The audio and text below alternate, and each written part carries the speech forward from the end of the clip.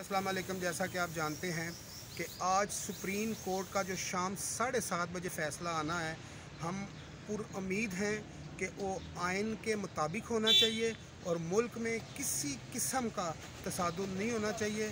कोई पीटीआई के लोग, मुस्लिम लीग के लोग आपस में ना लड़ें। उसकी वजह यह है कि ये कानून जो फ़ैसला देगा उसके मुताबिक हमें चलना है।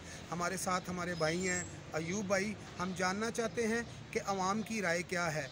अयूब भाई, क्या कहते हैं आप? जैसा कि आप जानते हैं कि आज डॉलर आलमी सतह पे बहुत हाई लेवल पे चला गया और हमारे रुपये की कदर जो है वो बहुत नीचे गिर चुकी है, तो किस तरह होना चाहिए मुल्क में?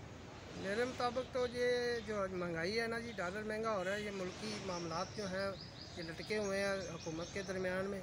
और ये जो अदम एतमाद का मामला है ये अवाम के हक़ में होना चाहिए और आइनी और मुल्क के मफाद में होना चाहिए। ये जो खाना जंगी की तरफ हालात जा रहे हैं इससे हमें बचना चाहिए और सियासी पार्टियां मुल्क के मफाद में अच्छा फ़ैसला करें और जज साहब जो हैं फ़ैसला कर रहे हैं वो हमारे हक़ में करें, अवाम के हक़ में करें।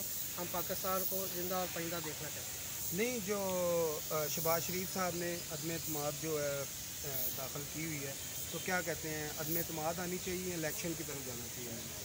अदम एतमाद पे जो फ़ैसला जज साहब ने दिया है वो करना है उन्होंने, तो वो उस हिसाब से होना चाहिए क्योंकि वो उसको शहबाज शरीफ को आना चाहिए या इमरान खान को वापस बैठना चाहिए? नहीं, इमरान साहब को इज्जत से वापस जाना चाहिए और शहबाज शरीफ को आना चाहिए। उनको शहबाज शरीफ को देखें जी, आना चाहिए क्योंकि उनकी सीटें भी पूरी हैं और आइन के मुताबिक बनता भी उन्हीं का। जी शुक्रिया जी, अल्लाह हाफिज़।